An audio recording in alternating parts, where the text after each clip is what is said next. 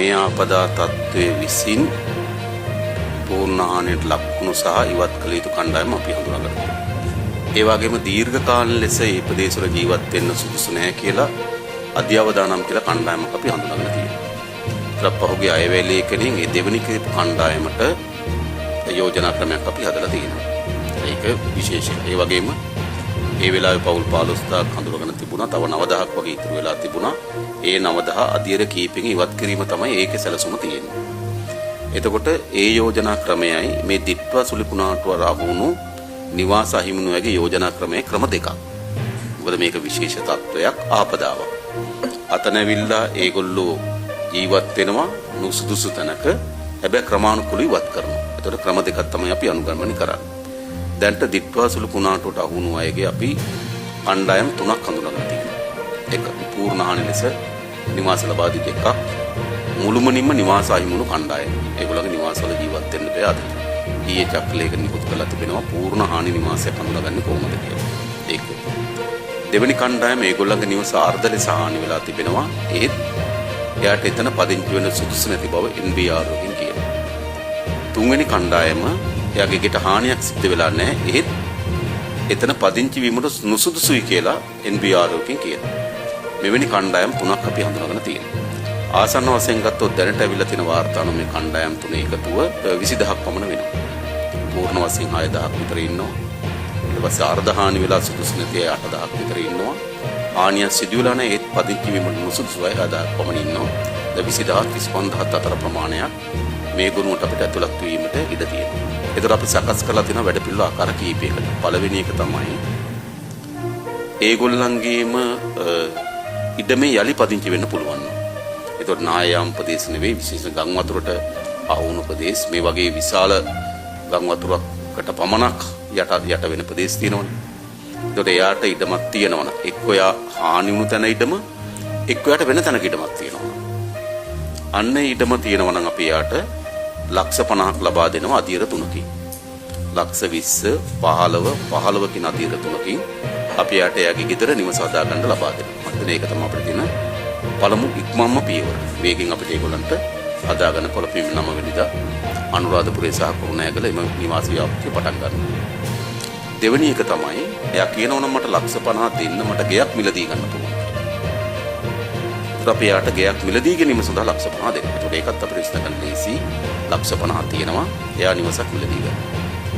තුන්වෙනි කාණ්ඩය තමයි රජය විසින් හඳුනාගත්තු ඉඩ. එයාගේ ඉඩම පදිංචි වෙන්න බෑ. එයා වෙනම ලක්ෂ 50 දුන්නට ගෙයක් මිලදී ගන්න බෑ. ඒ නිසා එතනදී අපි කියනවා එයාට රජය විසින් ඉඩමක් ලබා දෙනවා. එයාට අවශ්‍ය නම් ලක්ෂ 50න් ගේ අදා ගන්න පුළුවන්. එහෙම නැත්නම් රජය විසින් ලක්ෂ 50ක් වටන ගෙයක් හදලා දෙනවා. උදාර අපිට සමහරව යන්න වුණොත් තට්ටු නිවාස වලට යන්න සිද්ධ වුණොත් එයාට තනියම මේක හදා ගන්න බෑ. සමහර ස්කීම් වලට යන්න සිද්ධ වුණොත් එයා තනියම හදනව වෙනුවට ඒක ව්‍යාපෘතියක් ලෙස සලකලා ලක්ෂ 50කට හිමිකම් වටිනාකම සහිත තියෙන නිවසක් හදලා දෙනවා රජයේ ඉඩමක. මේවා තමයි අපේ මූලික පියවර තුන. හැබැයි මේ තුනටම විසඳුමක් නැති තැන් තියෙනවා නම් අපි ඒගොල්ලෝ ලක්ෂ 50ක් දෙනවා. ඒ වගේම ලක්ෂ 50 දක්වා ඉඩමක් මිලදී ගැනීම සඳහා මුදලක් දෙනවා. ඉදි කරගන්න ලක්ෂ 50ක් දෙනවා. ඒ වගේම ඉඩම මිලදී ගැනීම සඳහා ලක්ෂ 50 දක්වා මුදලක් දෙනවා. ඒ තක්සේරු වටිනාකම අනුව. මොකද රජයේ විසින් හඳුනාගත්තු ඉඩම් වල ඒගොල්ලෝ පදිංචි කරනකොට එතන හුදු ගෙයක් හදනවා විතරක් නෙවෙයි අනිත් පාරිසරික තත්ත්වයන් සමාජීය තත්ත්වයන් ඉටු වෙන ආකාරයෙන් ඒ ගම්මානේ හදන්න පුළුවන්. ඒ නිසා එතන තමයි අපි වැඩිපුරම උත්සාහ දරන්නේ. නමුත් අපිට ප්‍රශ්නේ විසඳගන්න ලේසි තැන තමයි තමන්ගේ ඉඩම ගේ හදා ගන්නවා නම් එහෙම නැත්නම් තමන් ලක්ෂ 50ක් අරන් ගෙයක් මිලදී ගන්නවා නම් මේ දෙක අපිට ලේසි. හැබැයි ලේසි වුණාට ඒක වඩා සාර්ථක ක්‍රමේ තමයි අපි ඉඩම් හඳුනාගෙන ඒ තැන් වල නිවස් හදලා ඒගොල්ලෝ පදිංචි කරවන්න පුළුවන්. ඊළඟ තව එකක් තියෙනවා අර්ධහානියට ලක්වුණු නිවාස. දැනට වාර්තා වෙලා තියෙන ප්‍රමාණයට අනුව 1,20,000කට ආසන්න ප්‍රමාණයක් අර්ධහානියට ලක් වෙලා තිබෙනවා. ඒ අර්ධහානියට ලක් වෙච්ච ඒවා විවිධ ප්‍රමාණෙන් තියෙනවා. සමහර ඒ වගේ හානි රුපියල් 10000ක් වෙන්න පුළුවන්, සමහර ඒ වගේ හානි 25000ක් වෙන්න පුළුවන්, සමහර ඒ වගේ හානි ලක්ෂ 2-3 වෙන්න පුළුවන් විවිධ මට්ටමින් තියෙනවා. එතකොට අපිට මේ එක එක ගෙයක් වෙන වෙනම තක්සේරු කරන්න ලොකු කාලයක් යනවා. අපේ තක්සේරු කරුවන්ගේ ප්‍රමාණය තක්සේරු කරන්න ගියොත් මම හිතන්නේ ඒ ඉතුරු ටිකත් කැඩිලා තමයි අපිට මේ වන්දි මුදල් ගෙවන්න සිද්ධ වෙන්නේ. ඒ නිසා අපි තීරණයක් ගත්තා තක්සේරු කිරීමකින් තොරව ලක්ෂ 5ක් ලබා දෙනවා. කවුරු හරි කෙනෙක් අපේක්ෂා කරනවා නෑ මගේ හානිය ලක්ෂ 5ට වඩා වැඩි කියලා. එයාට පුළුවන් නෑ මට ලක්ෂ 5 එපා. මගේ නිවස තක්සේරු කරලා මට වන්දිය ගෙවන්න කියලා. අන්න එහෙම තක්සේරු කරලා අපි ලක්ෂ 25 දක්වා වන්දි මුදලක් ගෙවන්න තීරණය කරලා තිබෙනවා. ඒක තමයි අර්ධහානි නිවාස සඳහා අපි දැන්ට සකස් කළ තියෙන යෝජනාව. ඉතින් අපි අර ලක්ෂ 5 ලබා දෙනකොට අපි උපරිම උත්සාහ කරනවා. ඒකත් අපි අදිරි 2කින් ලබා දෙන්නේ. ලක්ෂ 3ක් සහ ලක්ෂ 2ක් කියන අදිරි දෙකෙන් තමයි අර්ධහානි වුණාට ලබා දෙන්න තීරණය කරන්නේ. එතන අපි අපේක්ෂාව තියෙන්නේ ඒගොල්ලන්ගේ නිවස උඩා හානියක් නම් සිද්ධ වෙලා තියෙන හැබැයි අඩුම තරමේ එයාට අවශ්‍ය හොඳ වැසිකිලි පද්ධතියක් එයා හදා ගන්නවා. එමෙත ස්ථිර කාමරයක්වත් හදා ගැනීම අපේක්ෂාව තමයි අපි මේ ලක්ෂ 5 ලබා දෙන එකේ අරමුණ තියෙන්නේ. රුපියල් 10000 15000ට හානි වුණාට ඒක නිවස ජීවත් වෙන සුසු නිසාක් නෙවෙයි. අඩුම තරම් මේ ලක්ෂ 5 මුදල යොදවලා ගෙන් යම් ප්‍රමාණයක් හරි වැසිකිලි පද්ධතියක් හරි හදා ගැනීම අරමුණ තමයි තියෙන නිසා අපි කිව්වේ එයාගේ ජීවිතයේ තිබුණාට වඩා අධියරක් හරි උඩට ගේන අරමුණෙන් තමයි මේ ලක්ෂ 5 දෙන්නේ. හැබැයි ඒගොල්ලෝ නිවසට අලුත් දෙයක් කරනවද කියලා මනින්න. පළවෙනි ලක්ෂ 3ක් දෙන්න නිවසට. ඊළඟ තව ලක්ෂ 2ක් දෙන්න දෙවෙනි. ඒකට අපි හිතනවා ඒගොල්ලන්ට යම් ස්ථාවර නිවසක් ලබා ගැනීම. ඒතර අන්නේ අරමුණෙන් අපි ලක්ෂ 5 දෙනකොට අපි මුහුණ දෙන ප්‍රශ්නේ තමයි අනවසර පදිංචි කරුවන්ට අපි මේ ලක්ෂ 5ම ලබා දුන්නොත් ඒගොල්ලන්ගේ එතන අපි අරගෙන නිර්ණායකයන්ට ස්ථිර භාවයටපත් වෙනවා. ඒක සුදුසු නෑ. නිසා අනවසර අයට අපි වෙනම යෝජනා ක්‍රමයක් හදන්න ඕනකම තියෙනවා. මොකද අනවසර නිවාස විශේෂයෙන්ම ඔය කොළොන්නාව ප්‍රදේශයේ තියෙන ලෑලි වලින් හදපු ඒවා තියෙන. ඒකට ඒවා ප්‍රතිසංස්කරණය කරලා දෙන්න තමයි අපි වැඩසටහනක් හදා ගන්න ඕනකම තියෙන්නේ. ඒත් අනවසර తాවකාලික හදලා තියෙන නිවෙස් ස්ථාවර භාවයටපත් කිරීම මේ යෝජනා ක්‍රමයේ අරමුණක් බවට පත් වෙන්නේ නෑ. හැබැයි කොළඹ විශේෂයෙන්ම අපේ අරමුණක් වෙනවා. කැලණිය ගඟ ආසන්න ජීවත් වෙන අය ජීවිතගත අසිරු ජීවිත ගත කරන ඒගොල්ලෝ ක්‍රමානුකූලව කොහොමද එතනින් ඉවත් කිරීම සඳහා වැඩසටහනක් අවශ්‍යයි. කොළොන්නාව නගර සභාව, කොළඹ නගර සභාව, ඊට පස්සේ නාගරික සංවර්ධන අධිකාරිය, නිවාස අධිකාරියත් එක්ක අපි එම යෝජනා ක්‍රමයකට හදලා තියෙනවා. ඊළඟට අපි මුළු මනින්ම නිවාස ව්‍යාපෘතිය ගත්තොත් නිවාස අධිකාරිය විසින් ක්‍රියාත්මක කරන මේ අවුරුද්දේ අලුතින් නිවාස 18000ක් ඇදීමේ සැලැස්මක් අපි සකස් කරලා තිබෙනවා. අර තමන්ගේම තැනක් කියන නිවාස ව්‍යාපෘතිය ගෙවල් 10000කට අවශ්‍ය මුදල් වෙන් කරලා තිබෙනවා. ඒ වගේම යුද්ධයෙන් නවතන ප්‍රදේශවල තාමත් විශාල ප්‍රමාණයක් ඉන්නවා මේ නිවාස අහිමි වෙලා තියෙන. 2009 යුද්ධය අවසන් වුණත් තාමත් නිවාස ලබා දීලා නැහැ. එයාට අපි මේ අවුරුද්දේ නිවාස 2500ක් සඳහා ලක්ෂ 20 ගානේ නිවාස 2500ක් සඳහා ලබා දෙන්න සැලසුම් කරලා තිබෙනවා. නිසා මම හිතන්නේ අර ආපදාවට ලක් වුණු අය පොදුවේ නිවාස ප්‍රශ්න ගැන කල්පනා කරපු යෝජනා ක්‍රමයක් තමයි මේ අවුරුද්දේ ක්‍රියාත්මක කරලා තිබෙන්නේ. මුදල් අමාත්‍යාංශයට අවශ්‍ය මුදල් ප්‍රතිපාදන ලබා දෙන්න පුළුවන්. එතකොට අපිත් තේරුම් අරන් තියෙනවා මේ දීර්ඝ කාලයක් මේ අවතන් කඳවුරු වල يعني පොදු ශාලා ඇතුලේ ෆැමිලිස් ජීවත් වෙන්න බැහැනේ. ඉස්කෝල ශාලාවල, පන්සල්වල, බඩමඩුවල එහෙම ජනතාවට ජීවත් වෙන්න බෑ. ඒක ක්‍රමානුකූලව මේක අපි ඉවත් කරන්නේ කොහොමද? එකක් අපි මොනවා කිව්වත් අපිට නිවසක් හදලා දෙන්න සැලකිතු කාලයක් ගත වෙනක වළක්වන්න බෑනේ. මුදීඩමක් හොයාගන්න නිවසක් හදලා දෙන්න සැලකිතු කාලයක් ගත වෙන එක අපිට වළක්වන්න බෑ. හැබැයි අපි කරන්න ඕනකම තියෙන දේ තමයි මේ අය කොහොමද එතනින් එළියට ගන්න. ක්‍රම කීපයක් යෝජනා කරා. එකක් අපි යෝජනා කරා රුපියල් 25000ක් දෙන්නම් ඕගොල්ලෝ කුලි නිවසකට යන්න. ඕගොල්ලෝ ඥාති නිවසකට යනවා ඒත් අපි 25000 ලබා දෙනවා. ඒගොල්ලන්ටම ලක්ෂ 50 දීලා යට ගයක් මෙදී ගන්න පුළුවන් නම් පළවෙනි අදිරියෙන් මේගොල්ලන්ට එතන යන්න පුළුවන්. එහෙම ගිහිල්ලා ඉතුරු වෙන කණ්ඩායමක් ඉතුරු වෙයි කියලා අපි හිතනවා.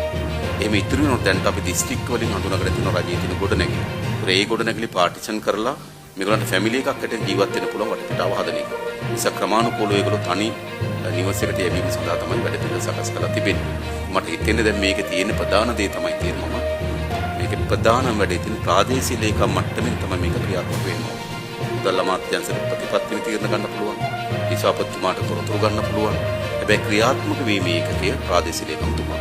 අපි උඩින් ප්‍රතිපත්තිය තීරණ ගත්තට ප්‍රමාණවත් නැහැ. අර ප්‍රාදේශීය ලේකම් කාර්යාලය මට්ටමින් තමයි මේක සාර්ථක කරගන්න ඕනේ. අපේ මන්ත්‍රී දේශපාලන අධිකාරිය වගේම රාජ්‍ය ආන්තරම මෙතනනේ එතෙන්ට යොමු කරන එක තමයි කාර්යභාරයනේ. ඒතර අපිට ඒගොල්ලෝ අර දිගටම తాවකාලික කඳුරේ තියාගන්න නැතුව ඉවත් කිරීමේ ප්‍රෝග්‍රෑම් එක, එයාට ගෙවල් හදලා දෙන ප්‍රෝග්‍රෑම් එක, ඒ දෙකම අපංගිත අධීක්ෂණය කරන්න ඕන ප්‍රාදේශීය ලේකම් මට්ටමේ. මොකද අපි කොච්චර මෙතන කිව්වත් වැඩක් නැහැ. ඊටමත් තියෙනවද නැද්ද කියලා දැන ප්‍රාදේශීය ලේකම් කාර්යාලය මට්ටමේ.